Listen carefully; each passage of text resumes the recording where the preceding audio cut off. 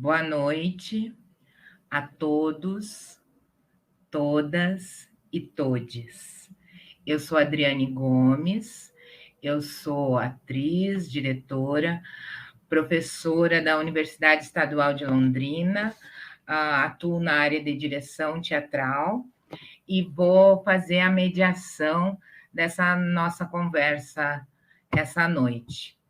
Essa ação é do projeto de circulação Carta ao Filho, contemplado no edital Retomada Cultural 2, da Secretaria de Estado de Cultura e Economia Criativa do Rio de Janeiro, que o grupo Nuviar foi contemplado.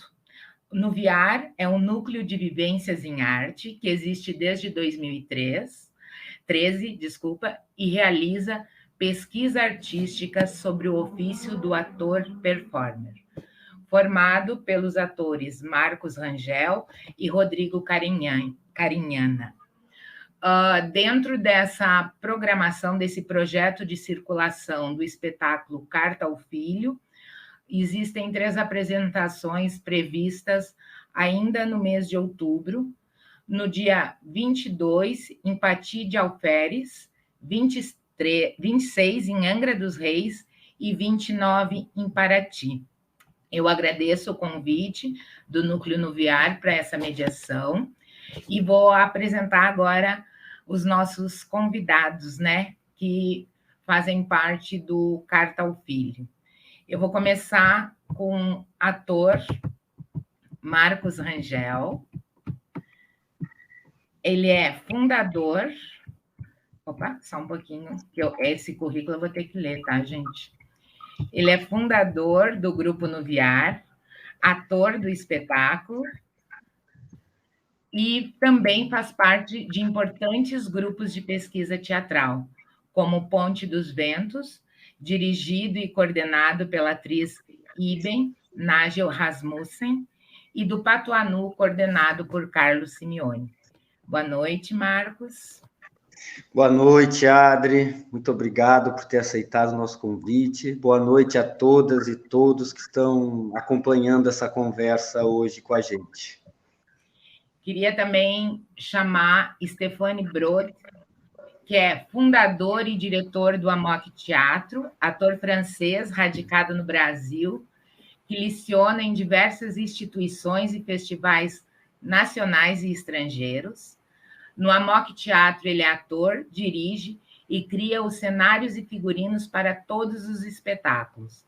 Diretor pedagógico do APA, Ateliê de Pesquisa do Ator, projeto de pesquisa continuada do Sesc Paraty, em parceria com Carlos Simeone, do Lume Teatro. Queria destacar que o monólogo Cartas de Rodez recebeu o Prêmio Shell de Melhor Ator, e com Salina, A Última Vértebra, recebeu o Prêmio Shell de Melhor Figurino, além de inúmeras indicações nos mais diversos prêmios relacionados às artes da cena no Brasil. Com as produções do Amok, assinou direção e figurino. Bem-vindo, Stéphane. Obrigada. Obrigado, gente. Obrigado pelo convite também. Tudo que você falou, eu compartilho todas essas direções, esse trabalho com a Ana Teixeira, que fundou o Amok Teatro comigo e que dirige essa companhia há 24 anos comigo. Obrigado, um prazer estar com vocês para poder bater esse papo sobre Cartas ao Filho. Então, vamos falar um pouquinho do espetáculo. O espetáculo foi criado o ano passado, o ano que se comemorou os 20 anos, 200 anos, né, de aniversário do Dostoiévski. E foi inspirado numa obra dele, né? Eu queria, na obra O Sonho de um Homem Ridículo, de Dostoiévski. Eu vou ler, Marcos e Stéphane, a sinopse do espetáculo, e aí eu já vou fazer uma primeira pergunta para a gente começar nossa conversa, tá?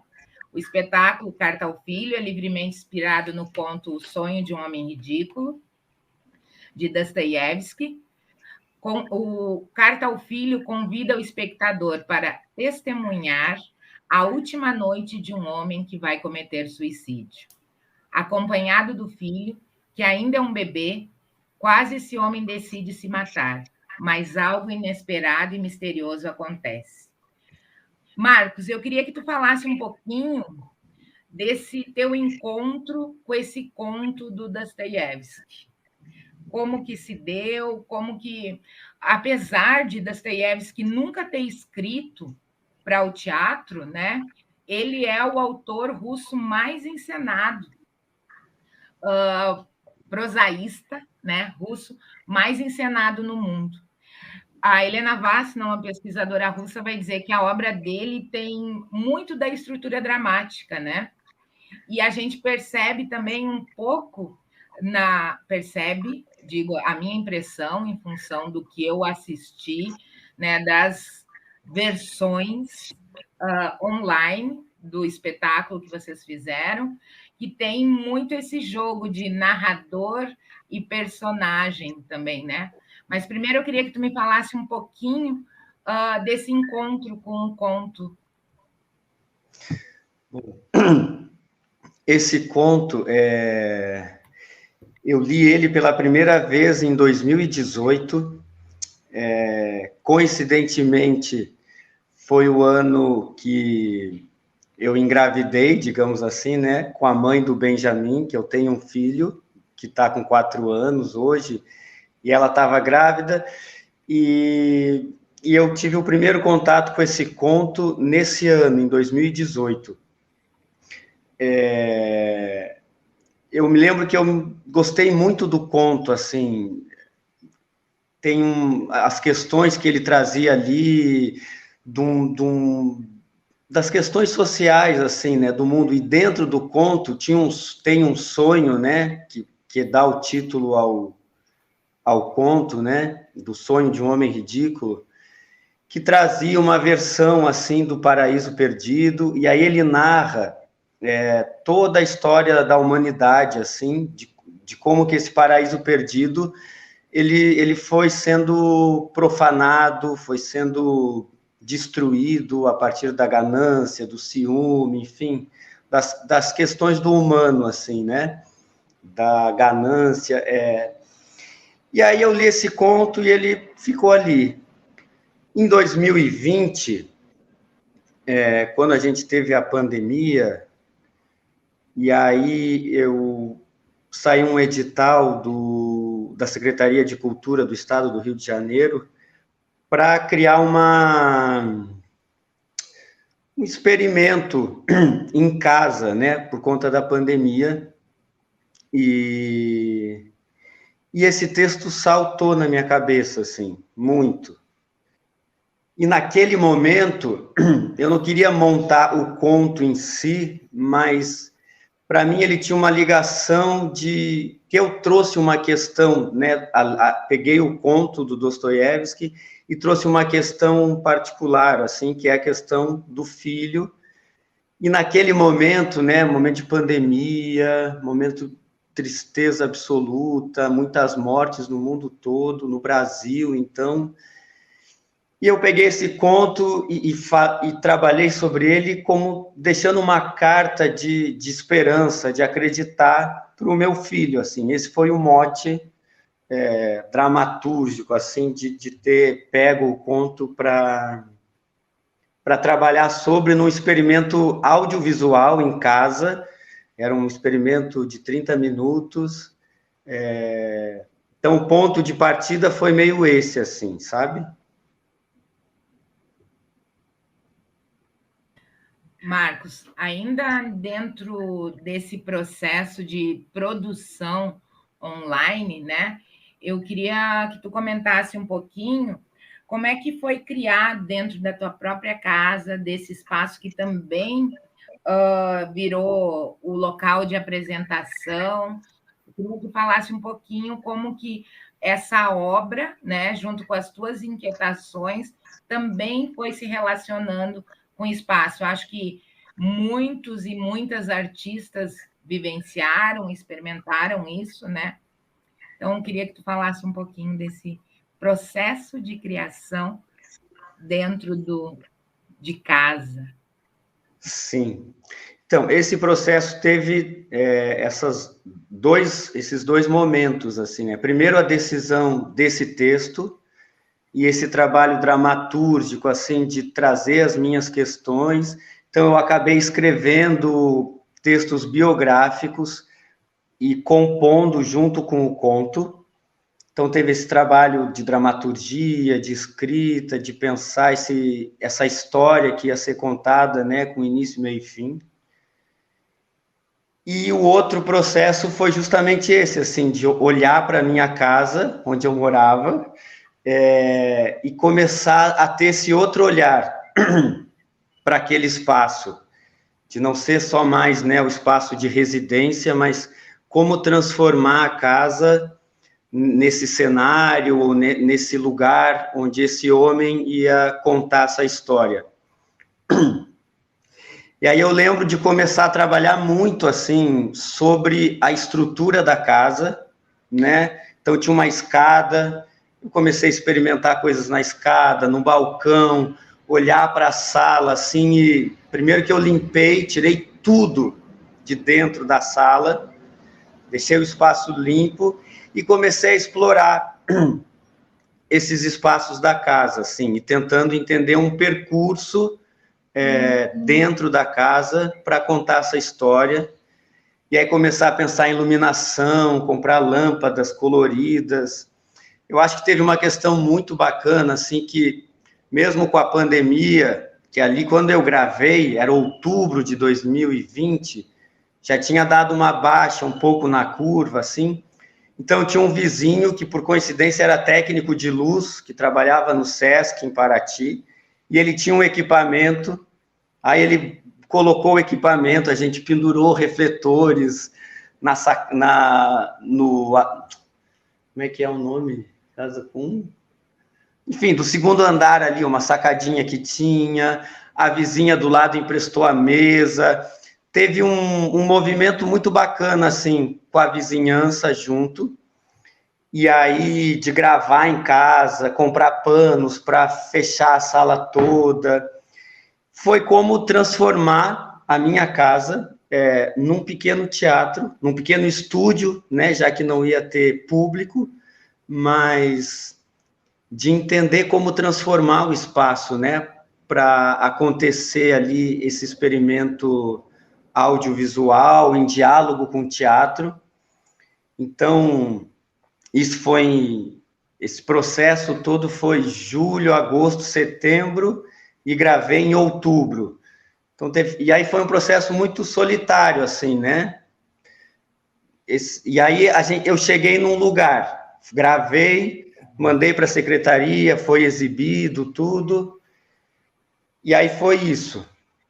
Essa primeira versão do Carta ao Filho se deu bem nesse jogo que tu fala, assim, do narrador e personagem, onde eu começava como eu mesmo, falando com o meu filho, assim, e depois entrava na coisa do homem ridículo, para contar a história dele ali, mais do conto.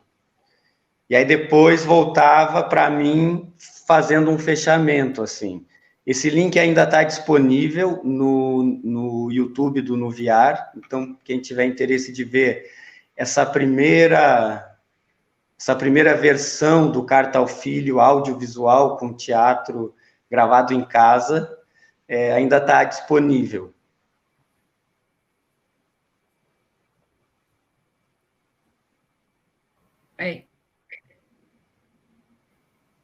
Agora vamos trazer o Stefani para a prosa.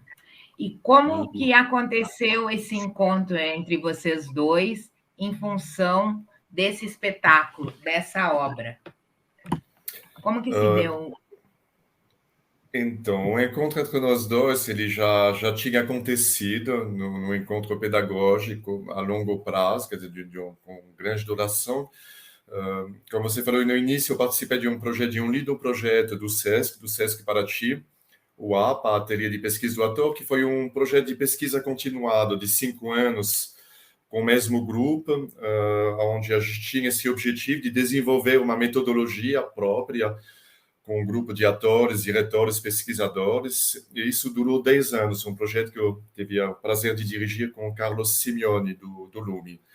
E o Marcos, o Rodrigo Carignano, são os fundadores do Nuviales, e também participaram do primeiro grupo do APA. Pesquisaram com a gente durante muito tempo, e aí se criou uma cumplicidade, um encontro que foi muito interessante, porque ele não era inicialmente ligado a uma proposta de montagem, mas de pesquisa sobre a presença do ator em cena e sobre as ferramentas que ele pode desenvolver nesse espaço cênico.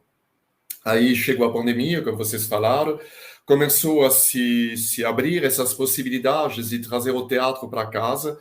Eu continuo tendo uma certa reticência em relação a essa proposta.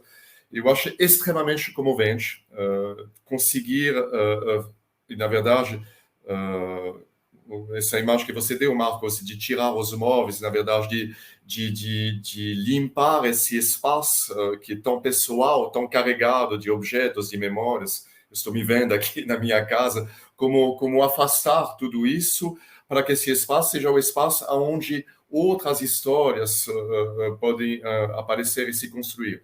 Então, eu vi esse movimento no mundo inteiro, todos os fechados se fecharam, todos os teatros se fecharam.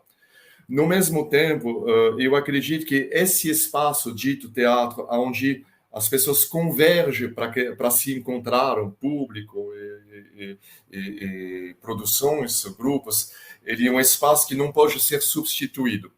Esse espaço da copresença, onde a presença do público, então não há apresentação para mim sem a presença do público.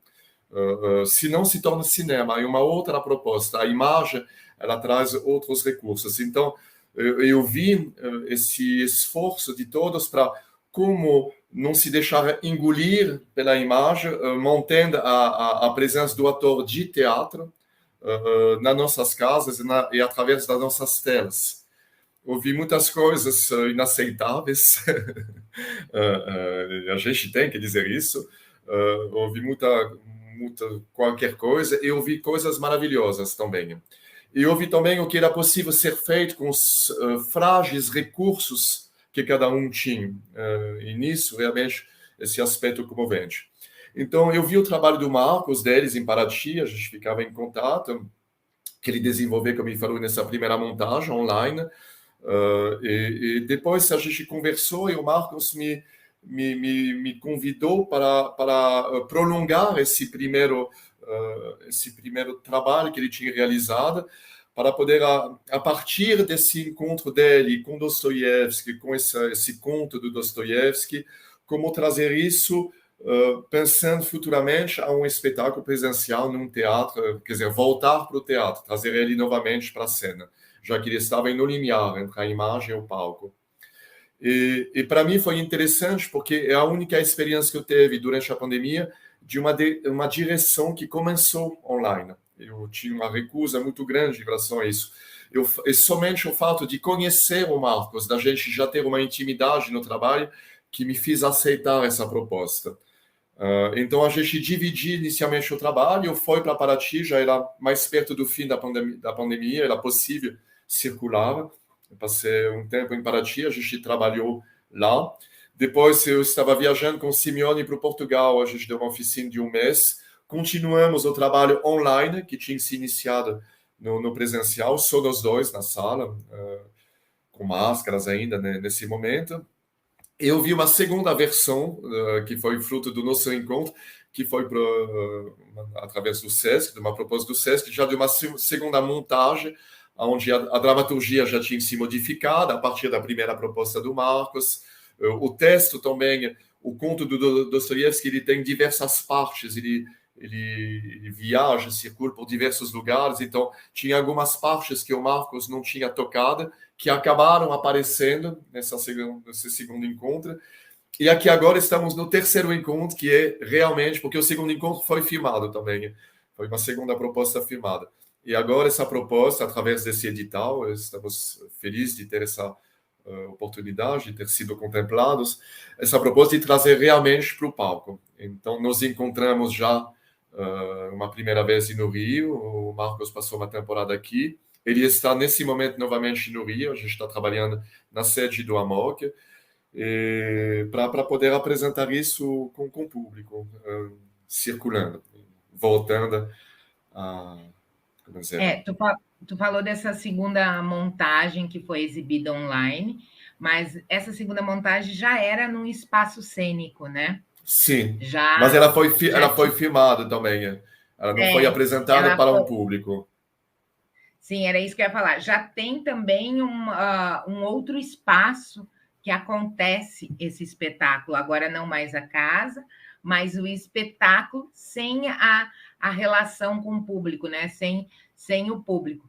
Eu queria que vocês falassem um pouquinho o que foi mudando na dramaturgia dessa segunda versão, com o encontro com o Stefani, né?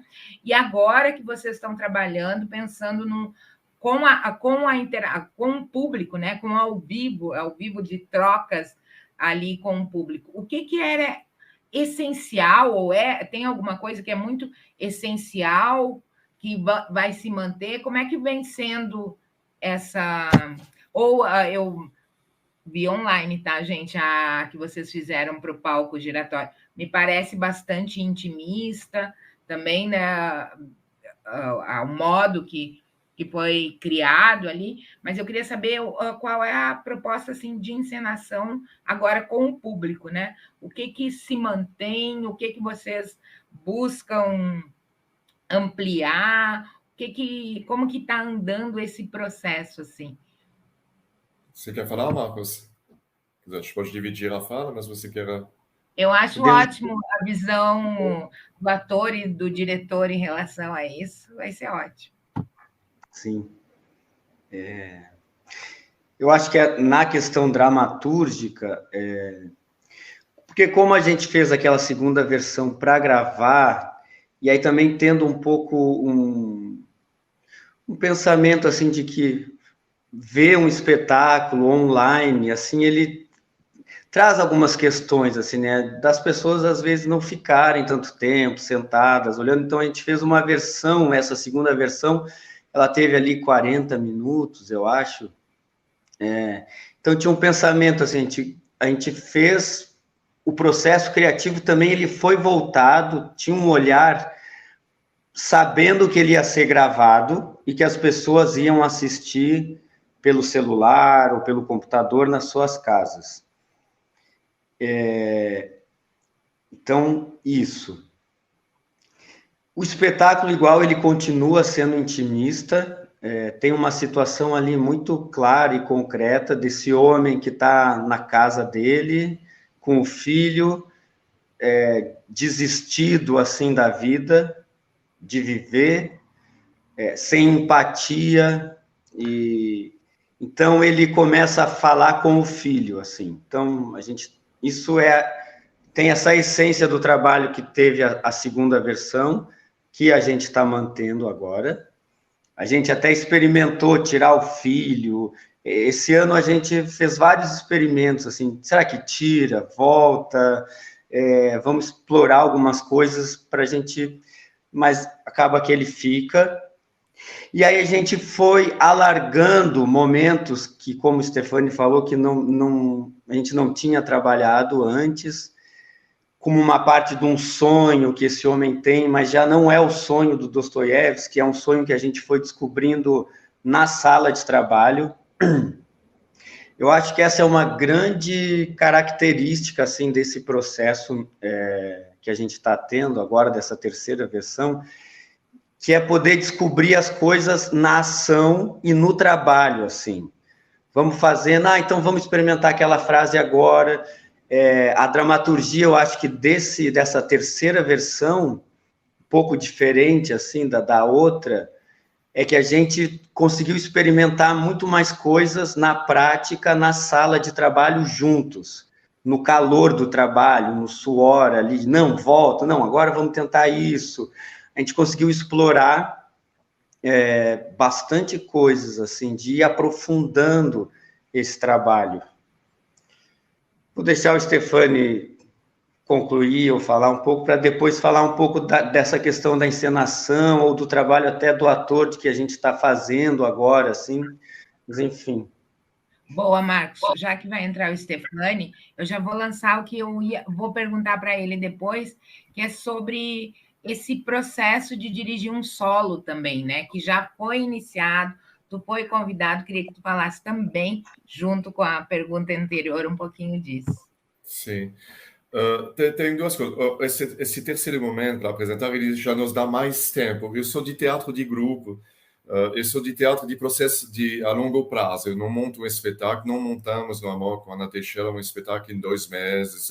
A gente se deixa o tempo de procurar, o tempo de errar, o tempo de voltar, o tempo de crescer, de cavar, realmente. A gente não vem com ideias prontas, a gente vem com uma proposta e o tempo de ensaio ele é para farejar essa proposta, para trazer algo que é o fruto de uma busca que se acompanha do nascimento de uma forma, às vezes, de um tipo de jogo. E são muitas coisas que se desenvolvem nessa relação entre atores e diretor.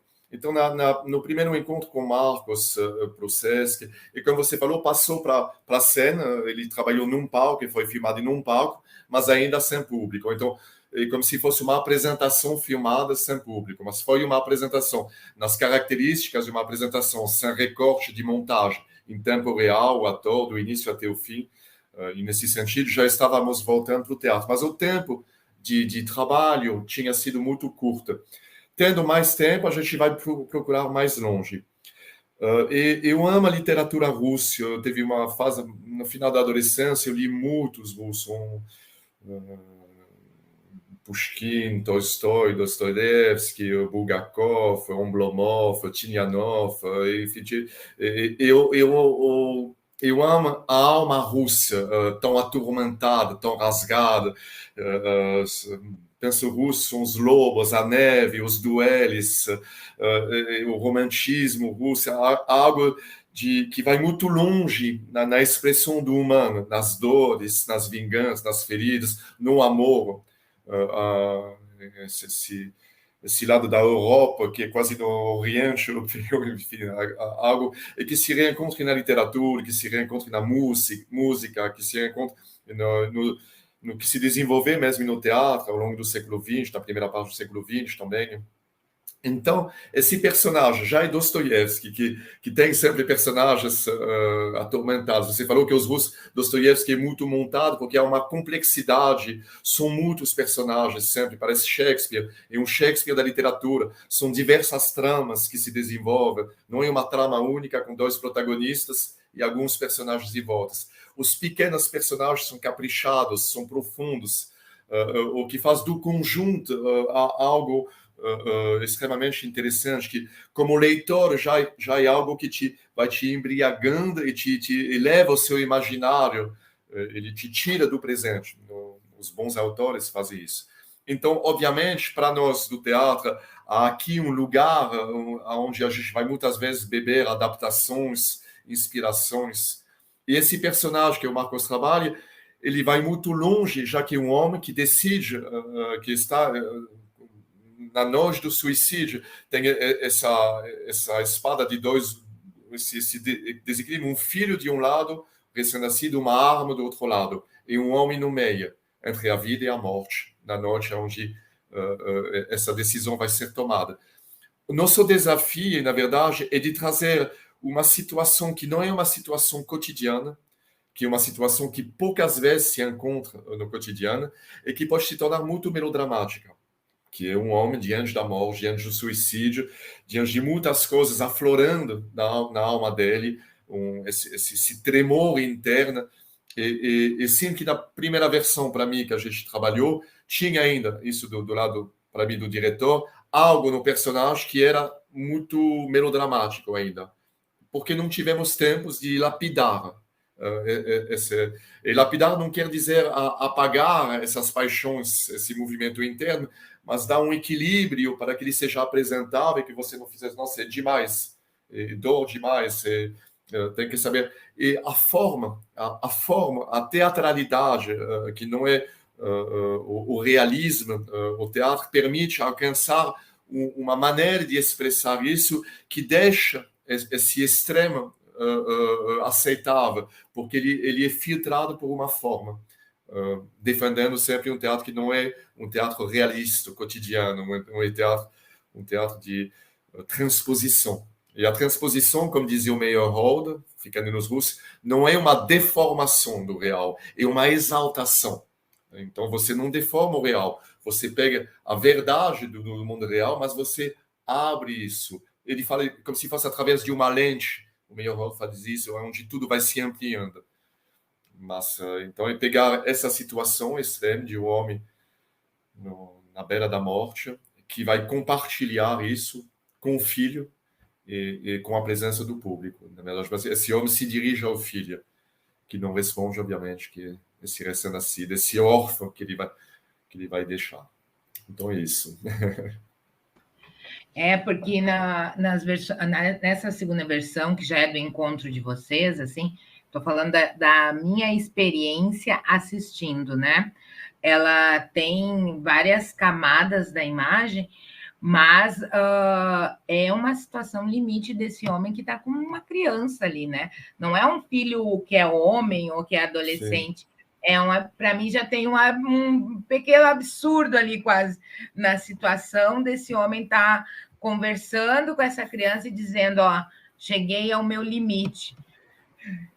E a impressão que eu tenho que me nutrir de esperança. Ele não pode chegar ao fim, É muito sábio, vamos dizer assim, como vira o jogo depois, né? Uhum. Eu queria também falar um pouquinho desses aspectos da ironia que tem na obra dos russos, né? Se vocês encontram um pouco desse humor ácido quase que tem, né? Que entra no limite, mas eu me questiono também. É uma obra existencialista, né? Tanto é que vários psicanalistas usaram ela como referência, usam ainda hoje, né? Como que Dostoiévski consegue solucionar na literatura o que eles estão levando anos, muitos vão falar isso. Eu queria saber se nessa versão do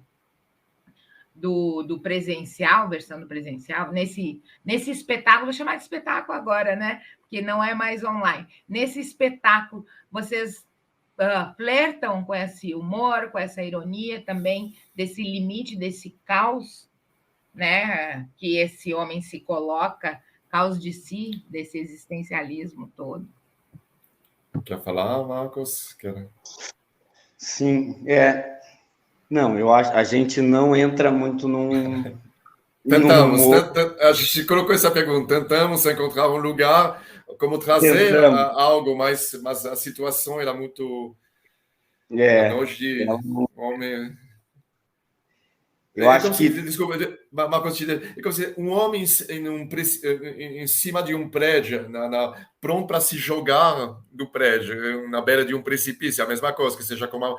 É difícil encontrar ironia dessa situação. Não é que ele está na véspera de subir, ele está na beira do parapeito do prédio, ele está de pé.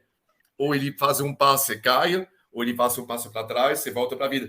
Nesse lugar onde ele está no parapeito, e a presença da arma é a mesma, é muito difícil encontrar ironia, porque um momento realmente dentro da vida de alguém se acontece onde o momento é tão extremo que ele não permite. Precisa encontrar uma versatilidade nessa situação. E o que é interessante é isso, esse homem, um passo para frente, ele não está mais, um passo para trás, ele volta para a vida. O que acontece com ele nesse parapeito, nesse limiar entre a vida e a morte, para fazer ele avançar ou voltar para a vida? É isso que ele desenvolve na nossa frente. E por isso, como faz os russos, ele abre, ele rasga a sua alma. É uma vida que passa, que ele atravessa. Bom, a ironia volta a vida. Na verdade, é a vida, o que a gente buscou. Te passa novamente a palavra, Marcos. Mas, na verdade, nesse lugar de morte, onde tudo se apagou, onde não há mais esperança, onde como diria o Arthur, a dificuldade de ser uma dor vivida na carne, onde a dificuldade de ser se torna tão grande. A gente falou diversas vezes do Arthur: arrasto meu corpo e minha vida como um preso acorrentado no abismo. porque esse personagem está nesse lugar. Arrasto meu corpo e minha vida como um preso acorrentado no abismo. Não há ironia. Mas o que a gente buscou nesse lugar onde tudo o leva para a morte, ele quer para a morte, o que a vida faz, justamente, o que a vida não, como resgatar a vida, e a vida traz luz. Então não é ironia, essa volta da vida, essa presença da vida que nunca desaparecer, e esse lugar dentro da alma dele que vai, na verdade, fazer aflorar e brotar novamente a vida e afastar essa presença da morte. Isso é a proposta desse monólogo, desse tempo de trabalho. E que aí não é nem a questão dessa ironia, mas tem uma questão, eu acho que é muito significativa, que é o que dá a virada, enfim, é o mistério.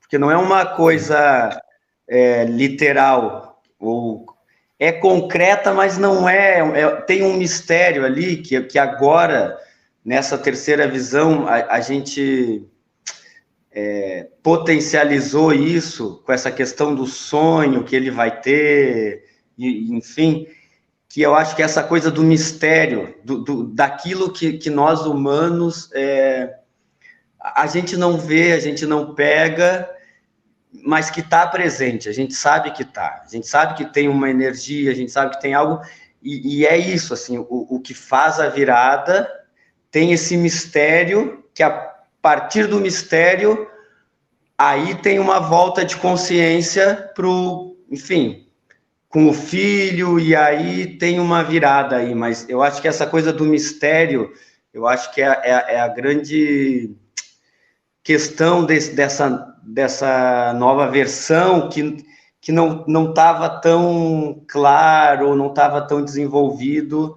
na segunda versão, que foi gravado pelo Sesc lá, que é o que a gente conseguiu chegar agora, e de uma maneira, nesse lugar que eu falei, assim, que quando a gente estava na sala ali de trabalho, e tem o sonho narrado pelo Dostoiévski no conto, só que a maneira que a gente seguiu na dramaturgia e foi desenvolvendo, a gente disse, nossa, mas esse sonho não cabe mais aqui. A gente tentou trazer ele como ele está ali, pegar uns trechos, e aí a gente foi trabalhando, e puxou uma frase daqui, uma outra coisa, experimentou e surgiu. Esse mistério se deu também na sala de trabalho, eu acho, que foi uma coisa que a gente nem imaginava chegar, pelo menos estou falando por mim, da coisa da dramaturgia mesmo ali, de recriar o sonho, mas eu acho que muito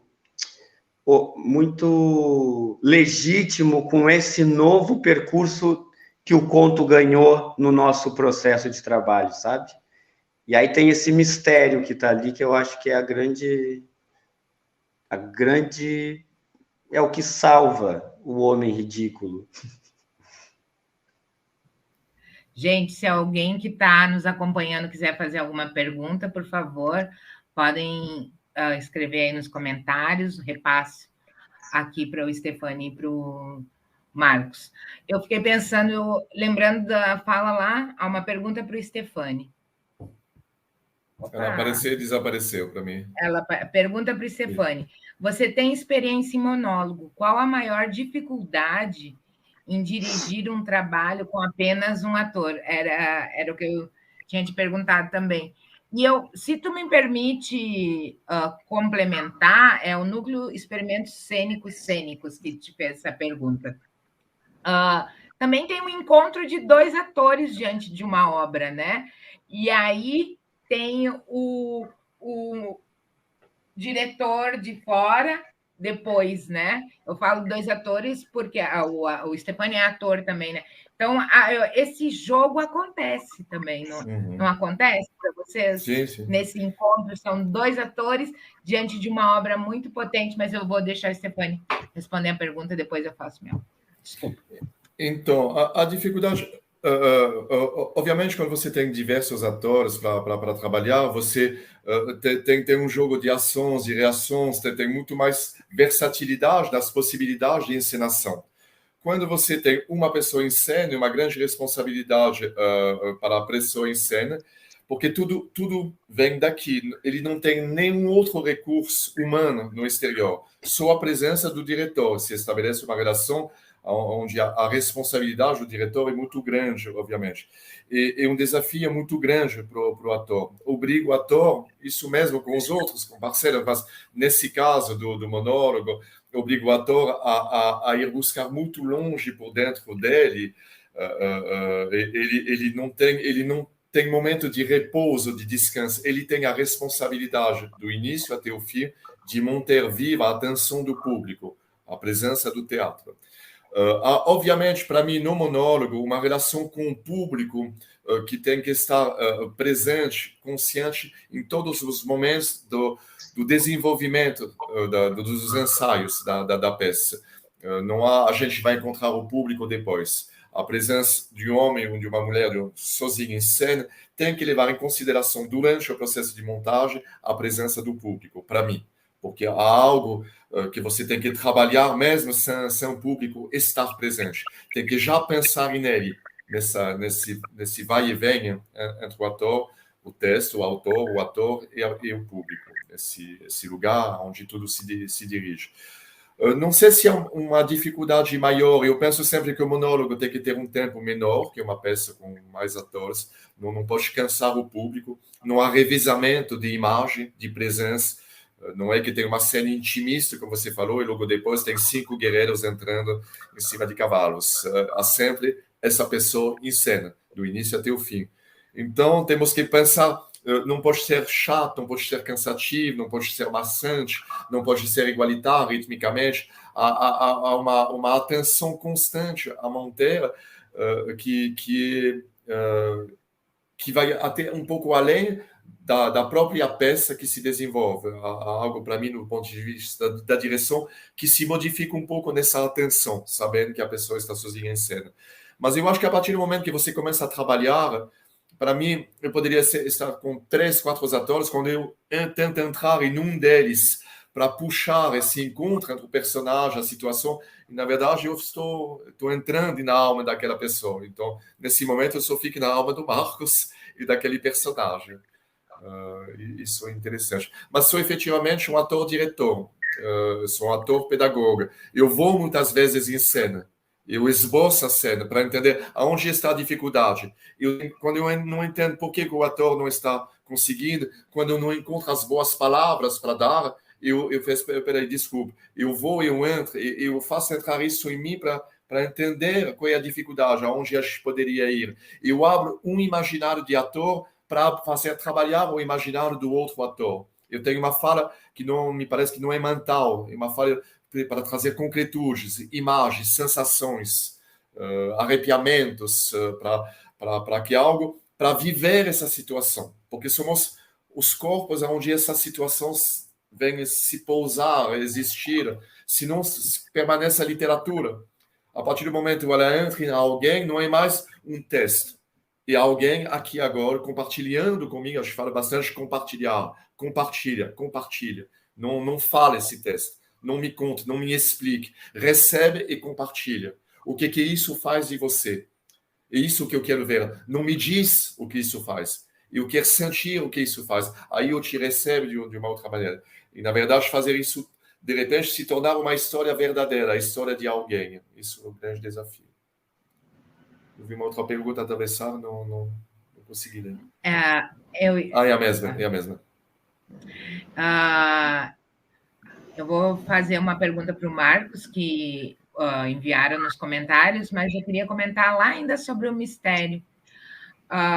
Marcos, quando tu escolheu o texto, todas e todos nós, a gente estava perdendo um pouco a esperança, né? E eu acho que agora vocês fazendo o espetáculo para o presencial nos enche também de outras possibilidades que essa obra e que esse encontro tem, né? O nosso desejo de criar para o público, que ficou um pouco apagado, né? Eu acho bastante apagado até, porque realmente a tela não supre essa relação que o Stefani falou. O teatro é dessa relação com o público, pelo menos também no meu entendimento. Precisa sentir isso na pele, essa energia na pele, né? Então, eu acho que também nos traz essa mudança de condição para o processo de criação, né? E nutrir os mistérios da vida em relação, compartilhando, eu acho muito maravilhoso. Queria comentar também isso que o Stefani falou dele experimentar como ator, às vezes eu acho isso muito potente, que tu vê que a direção está jogando junto com o ator, né? Está vivenciando junto, não é uma questão de uma ideia que ele teve, mas é um entendimento da obra que passou pelo o corpo, né? Pelo corpo e todas essas sensações. Eu acho que dirigir é isso, tem que ser isso, sabe? Se me Eu posso permitem um substituir comentário. o Marcos. Se o Marcos fica doente, eu poderia te substituir, é verdade. Pela maneira de trabalhar. Eu poderia Ele entrar. pode. Porque vai dando um jogo juntos, né? Vocês estão criando juntos. Não existe realizar o desejo do Stefani ou viabilizar os desejos do Marcos em relação a determinada obra, eu escutando vocês. E para mim, eu acho que isso é dirigir, sabe? De ter essa relação muito potente e compartilhada. Marcos, comunicador em rede, falou que quando o texto foi escolhido num período muito dramático. E na história da humanidade, muito dramático na história da humanidade. Como a pessoa Marcos Rangel se sente agora? Olha aí. Mas isso em relação ao texto, desculpa, eu não... Sim, em relação ao texto, pelo que eu entendi. O texto foi escolhido num período muito dramático na história da humanidade. Como a pessoa Marcos Rangel se sente agora, depois dessa escolha, nesse momento que estamos vivendo, pelo que eu entendi. Sim, com certeza. Quando eu decidi trabalhar com esse texto, também quando a gente vai para um processo criativo, não sei, pelo menos no Nuviar ali, a gente sempre traz as questões que são importantes para a gente enquanto seres humanos, no nosso contexto, no lugar que a gente está vivendo e com as nossas questões. Somos também um núcleo que sempre trabalhou e trabalha com essa questão do teatro presencial, da troca com o público, né? Só falando isso em relação ao que tu disse antes, a gente vai ao encontro do público. Então, quando eu decidi trabalhar sobre esse texto, também tinham várias questões ali, tinham várias subjetividades minhas, assim, do momento que eu estava, além de ser um momento tenebroso, assim, um momento muito trágico, né, da humanidade, com a questão da pandemia, tudo, e como isso afetou todas as pessoas, e a gente, artista, que depende do encontro, enfim, para realizar o nosso ofício, se vê fechado dentro de casa, enfim, muitas coisas passam por dentro, né, pelo menos de mim, naquele momento, e aí esse texto que começa com esse cara falando e desacreditado da vida, e aí depois tem ali uma redenção, assim, eu acho que quando eu trabalhei isso, eu trouxe muitas coisas internas minhas, assim, ali. Hoje, eu consigo ter um distanciamento muito saudável, eu acho, assim, com essas questões que já são superadas, assim, internamente, do momento que eu estava mesmo, assim, e acho até que na segunda versão, quando a gente trabalhou ali, com pouco tempo, tudo, foi muito carregado mesmo, assim, quando o Stefani fala que estava melodramático, enfim, tem a questão do tempo, mas também tinham questões minhas, assim, de artista, de homem, que eu acho que eu carreguei muito ali, assim, para fazer e tal. Agora eu me sinto afastado, assim, dessa questão e acho que a gente né, enfim, passou a pandemia, não totalmente, mas a gente já está num outro momento. Eu acho que, pessoalmente, eu me encontro num outro momento. A gente tem uma questão ainda política no país que nos deixa muito apreensivo, muito preocupado. Tem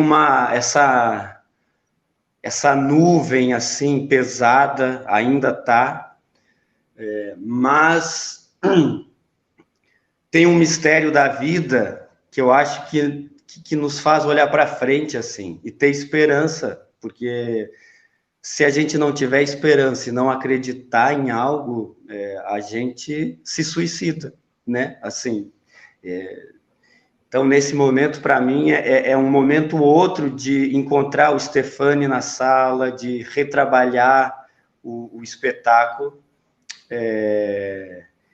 E aí, nessa relação ator-diretor, assim, eu acho que a gente realmente tem esse jogo, assim, tem uma cumplicidade. O Stefani, ele poderia, sim, me substituir, e ele é muito presente, assim. Ele é...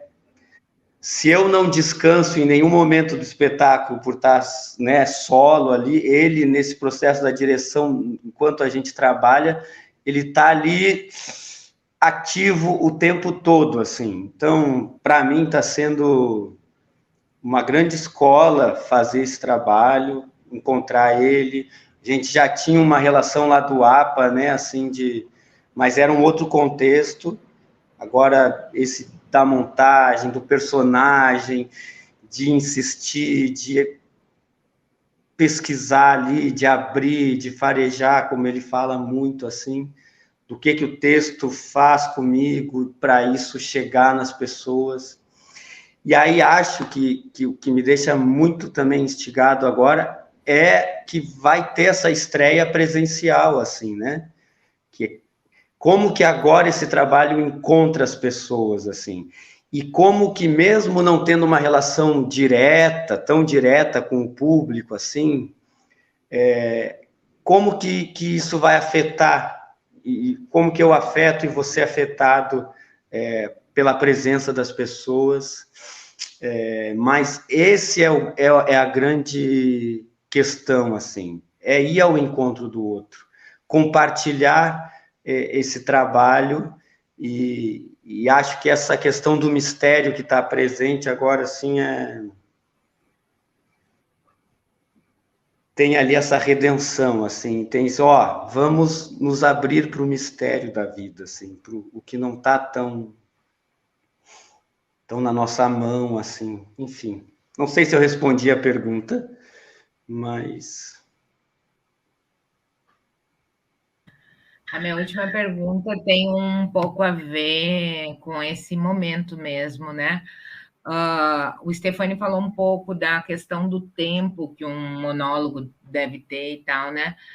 Vocês acham que o que a gente espera agora assistir no teatro, depois desse tempo que a gente ficou fechado, modificou a nossa noção de tempo para o teatro também? Como é que o que a gente espera, né? O que vocês esperam do teatro, tanto do fazer quanto do assistir, né? Qual é o tempo? Ele se modificou ou a gente ficamos trancados e vamos fazer do mesmo modo que a gente fazia antes? Vocês acham que teve alguma mudança da nossa percepção desse tempo, tanto do fazer ou quanto do assistir teatro? Eu acho que essa mudança de tempo ela não acontece só no teatro. O mundo se modificou. Houve mudanças profundas, 2 anos de pandemia, um fenômeno que tomou conta da humanidade por inteiro. Na relação à pergunta, nesse momento da história, esse texto denso, nesse momento tenso, mas na verdade para mim a história da humanidade é tensa, e a literatura, o teatro falam disso desde sempre, mas os conflitos, as tensões às vezes elas são mais localizadas. Uma guerra, tem esses momentos, Primeira Guerra Mundial, Segunda Guerra Mundial, onde todo mundo se junte nesse movimento louco, belicista, mas mesmo sendo uma guerra mundial, ela estava mais norteada e situada em alguns lugares. Com a pandemia, efetivamente, a repercussão ela foi global, ela pegou todo mundo com a mesma potência mortífera e com, obviamente, muitas consequências pessoais, econômicas, incluindo uma mudança sobre o tempo de fazer as coisas e sobre o tempo de se pulsar da sociedade. Essa relação com o mundo mudou. Então, obviamente, o teatro deve ter mudado. No mesmo tempo, o teatro não nasceu no início do século, é algo que existe e que já atravessou muitas épocas, muitas culturas, muitas mudanças na história da humanidade. E o teatro tem essa capacidade de adaptação. E a adaptação não quer negar as formas do passado, quer dizer, se abrir para novas formas que dialogam com o mundo em que vivemos, que é também a nossa função. E isso é interessante. Eu não acho que montar Shakespeare, o Dostoiévski, e falar do passado, para mim, Shakespeare não é essa golinha branca, com pessoas que falam de um jeito que não me toque. Há, mais uma vez, nos personagens de Dostoiévski, nos personagens de Shakespeare e nos personagens dos grandes autores, algo que não sai de moda, porque falo do humano. Então, mesmo aqui agora, Dostoiévski, é um outro tempo, o tempo de carruagens e cavalos, sem celulares e sem redes, mas, no mesmo tempo, o que ele coloca aqui, alguém poderia dizer hoje. O que ele fala, a maneira, pertence talvez a uma outra época, mas a situação daquele homem, esse desequilíbrio, essas dúvidas sobre a vida, sobre ele mesmo e na relação que ele estabelece com o mundo, elas são totalmente atuais. Então, o teatro ele tem isso, ele se adapta, ele dialoga, ele é um espelho do mundo em que ele existe. Então, obviamente, há uma repercussão. Mas eu não acho que o teatro mudou. O teatro está presente, ele sobreviveu, ele sobrevive muito.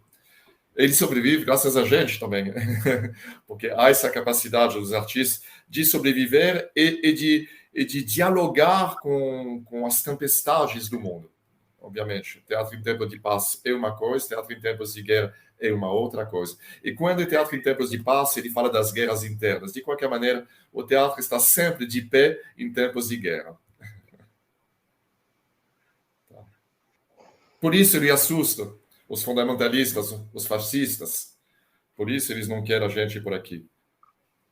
Porque a gente é um espelho, a gente retorna com a transposição e com todas as formas permitidas. Não há uma forma, mas se funciona, na verdade, tem que ser honesto, tem que ser profundo, tem que ter trabalho atrás, obviamente, mas todas as propostas são válidas se elas toquem aqueles que venham assistir, se elas têm um poder de agir sobre a sociedade. E não quer dizer teatro político, o teatro é político em si, pela essência do que ele é, por uma poética política,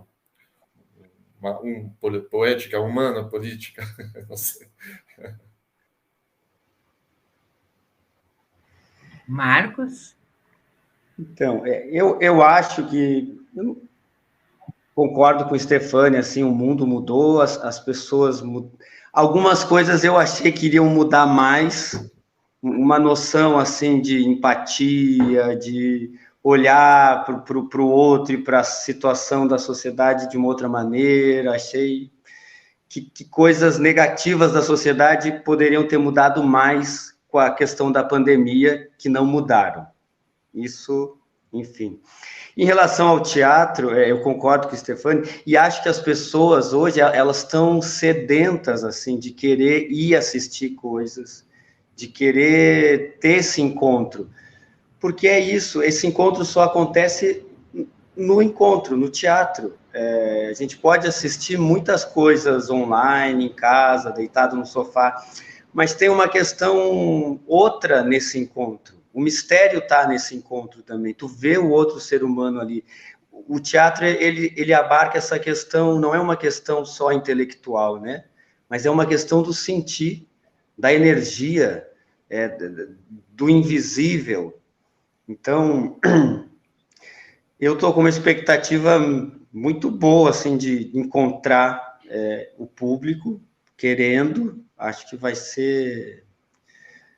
E aí também tem, enfim, vai ser a estreia presencial, aí tem aquele frio na barriga, tem todas essas coisas, mas que é o que nos faz fazer isso também, né? De encontrar o outro, se abrir para o outro, compartilhar algo, mesmo que não seja a sua história de vida, mas tem a tua energia ali, tem tudo, assim, né? Então, estou muito contente, assim, com esse projeto e fazer essas apresentações agora, eu acho que vai ser muito significativo, assim. Muito obrigada, Marcos. A gente está assim caminhando para o final. E antes de vocês fazerem as considerações finais de vocês, eu queria comentar que não basta só a vontade de artistas de quererem produzir teatro ou o público estar sedento de teatro. É necessário, é urgente que nesse país existam políticas públicas para a arte e para a cultura. Só assim a gente vai conseguir manter um pouco da dignidade que cada um e cada uma que produzem arte nesse país necessitam. É muito importante o acesso à arte, à cultura, à educação e tantos outros itens que dependem das políticas públicas. Essa ação que nós estamos fazendo aqui agora, né? E as apresentações que vocês vêm ensaiando, que em breve, agora dia 22, estreia, é resultado de uma luta constante dos artistas e pessoas empenhadas pela manutenção das políticas públicas de arte e cultura. Então, isso é muitíssimo importante. A arte é necessária para a nossa existência, para que a gente não perca a nossa humanidade, né?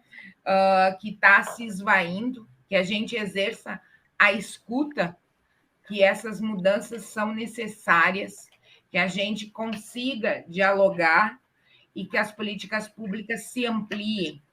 É urgente, é necessário. Então, vocês me desculpem, vou fazer uma coisa fora do protocolo, mas dia 30 nós temos um momento decisivo para esse país e para a manutenção das artes, da cultura, da educação e de tantos outros itens, da necessidade de existência desse país com dignidade, com mínimo de dignidade. Então, gente, é muito importante que leiam as propostas das duas pessoas que estão candidatas, perguntem, escutem, e dia 30 a gente tem a possibilidade de começar a mudar o país. Eu gostaria que o Stefani e o Marcos fizessem agora as considerações finais a respeito. Desejo muita merda, como se diz no teatro, sucesso. Espero ter um encontro presencial, assistir o espetáculo com vocês. Agradeço muitíssimo o Nuviar pelo convite, aqui na presença do Marcos. Muito obrigada, Stefani. E agora é com vocês as considerações finais. Obrigada. Quem começa a considerar, finalmente? Vai lá, pode começar, Stefani. Uma consideração simples, porque o abraço que você falou, Adriana, efetivamente, sobre o espetáculo, sobre o trabalho, sobre essa conversa e essa circulação, sobre o momento que a gente está vivendo, que é um momento muito especial, que justifica intervenções, o quebrar protocolo, porque há uma ameaça verdadeira para a arte, para a vida, para a cultura, para a tolerância, para a diversidade, que nos obriga a nos posicionar, obviamente, e a presença também, como você fala, dessas políticas culturais, a presença dos grupos nas estradas do Brasil, que tem o tamanho de um continente, eu que venho do continente europeu, que é um pequeno, quer dizer, o Brasil, já trilhei diversas vezes essa possibilidade também de trazer essas histórias, de compartilhar esses momentos de humanidade, um autor lá da Rússia, de uma outra época, de repente revisitado por um francês, um brasileiro, e circulando, pegando estradas, se apresentando em cidades e lugares. E isso, a força e a beleza do nosso ofício, compartilhar histórias, que são histórias dos homens, da vida. Então, feliz por estar aqui, feliz por estar circulando, e esperançoso pelas mudanças que precisam vir para que ensolará o futuro do nosso país. Muito bem. Bom, eu quero agradecer demais, né, ao Stefani, à Adri, grande amiga já de longa data, também ter aceitado fazer a mediação dessa conversa. Então, o espetáculo ele estreia dia 22 de outubro, em Pati do Alferes, faz uma apresentação dia 26 em Angra dos Reis e uma apresentação dia 29 em Paraty, na cidade, né, que eu moro, que o Nuviar reside. Então... Nova York, Paris e Londres, a gente não tem as respostas ainda, mas... Não, mas parece que até a semana que vem vai sair vai dar o retorno de Paris. Agradecer pela conversa, pela troca, e sim, esperançoso, com fé de que dia 30 de outubro vai começar a mudança nesse país, que é mais do que necessária, é mais do que importante para a vida nesse país, para a educação, para a saúde, para a cultura, para a harmonia, enfim, a gente precisa acreditar que isso vai acontecer para a gente poder voltar a respirar tranquilo, né? Enfim. É isso, então, muito obrigado. Desejar boa noite a todas e a todos que nos acompanharam nessa conversa e deixar o convite para as apresentações. E é isso. Obrigado, Janes, também pelo... Opa, desculpa, Stefani. Não, estou agradecendo a Janes, que fez todo o trabalho da... Sim, Janes, muito obrigada. E, gente, acompanhem as redes sociais do Nuviar, que vocês vão se atualizando de onde estará a Carta ao Filho se apresentando. Muito obrigada, boa noite e até breve. Beijos, obrigado. Beijos.